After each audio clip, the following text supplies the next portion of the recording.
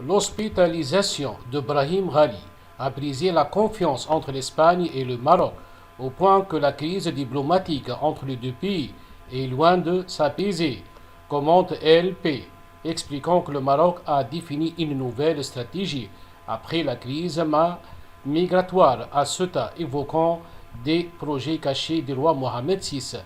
L'hospitalisation du chef de Polisario, Brahim Ghali, est l'une des raisons principales de la montée de la crise entre l'Espagne et le Maroc.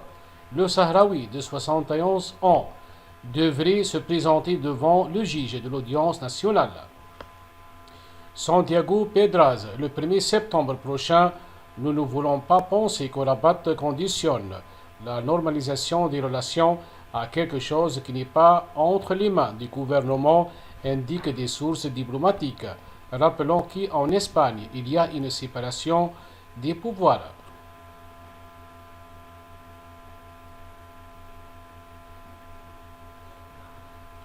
Dans une déclaration à LP, le ministre espagnol des Affaires, Arantxa González Laya, insiste que son pays n'a jamais cherché cette église ni ne l'a alimentée. Ce que nous voulons, c'est la laisser derrière nous le plus rapidement possible. Nous sommes respectueux et nous voulons qu'il soit respectueux avec nous, a-t-elle martelé.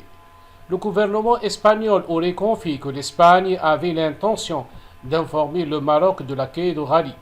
Mais ce fait a été retardé parce que l'Espagne se battait alors pour que l'UE n'inclut pas le Maroc dans sa liste grise des paradis fiscaux.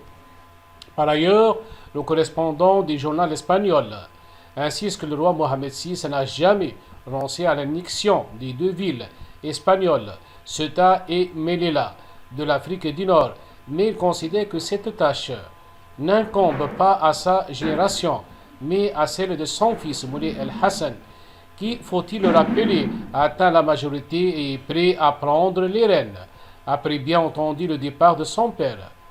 LP a auparavant indiqué que le roi Mohamed VI est déterminé à achever l'œuvre de son père Hassan II et à gagner la guerre au Sahara occidental et occuper la majeure partie du territoire.